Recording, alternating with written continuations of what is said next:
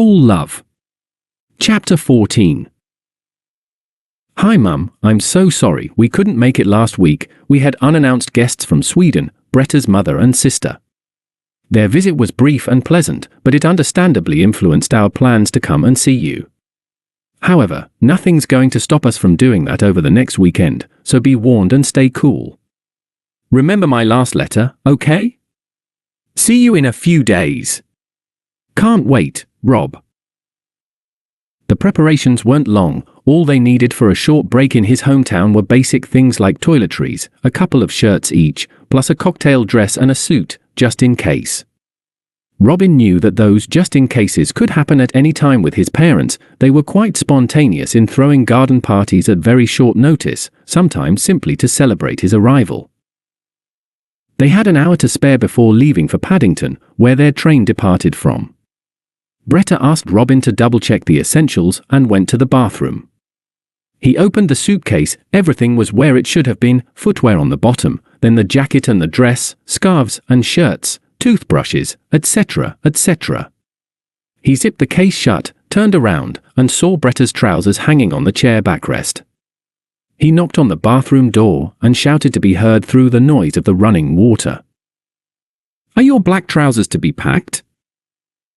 "No," she shouted back, "I'll wear them now." He returned to the room and sat on the sofa. Again, his eyes met the trousers. He stood up, grabbed them, lowered the legs to the point where they touched the floor, and lifted his arm, holding up the upper edge. As they straightened up, he turned to the mirror. He saw himself standing next to the black stripe of fabric stretching all the way from the floor up to his nose. This is where the belt line was. The crotch was at the level of his chest. He thought a little and lifted them a couple of inches higher. Bretta would not wear them barefoot. He gazed at the mirror again. Now, in addition to himself and the piece of cloth, he saw two legs of a matching length. Further up, his white bathrobe. If you're enjoying the story, or even if you're not, please like or dislike it, share, and leave a comment. Positive or negative, they are all welcome. And do visit my page on Patreon, where you'll find new stories as well as the familiar ones. Patreon.com/Alex Steak. Thank you. He turned around. "I didn't hear you coming," he said, ashamed. "I can see that," Bretta smiled down at him. "What are you doing here? Borrowing my trousers for a banquet?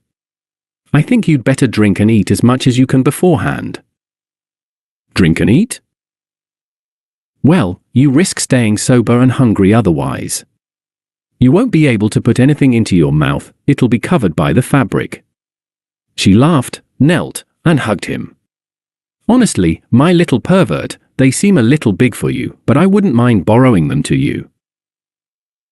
She was so close, so fresh after the shower. Her hair smelled of lavender, honey, and something equally seductive, and her eyes were so playful and inviting, he just couldn't stand it anymore. He ripped the robe open, pulled her closer, and found her lips with his own. She was a touch taller than him now. He only needed to rise on his toes. "May I at least have my toys on?" protested Bretta. "I'm going to miss them so much." "Are you sure we have enough time?" Robin, too, would love to have her wear the jellies. "Trains to Bristol depart every hour, darling. And while I'm busy, could you please go to the kitchen and make us the after-love tea?" In no time, she came into the kitchen herself. "I've got an idea, honey," she said, standing by the doorway. "Sex on the fridge." "Sex in the fridge?" "On the fridge, silly. Look, I'm leaning on it, and you're taking me from behind." And she immediately demonstrated what was in her mind. His wardrobe was always much too short for her. Now, however, as she was bending down, with her elbows on top of the 7-foot-high refrigerator, it looked like a top on her body. "Very good," he scratched his head, looking up at the peach of her round bum. "How am I supposed to get up there?" "Not my problem, sweetie. I took my step, you take yours. And don't be too long, we're going to miss the train." All right then, it won't take a second, and he stormed out to the cupboard where the ladder had been gathering dust ever since the flat renovation was over. To be continued. If you're enjoying the story, or even if you're not, please like or dislike it, share, and leave a comment. Positive or negative, they are all welcome. And do visit my page on Patreon, where you'll find new stories as well as the familiar ones. Patreon.com/Alex Steak. Thank you.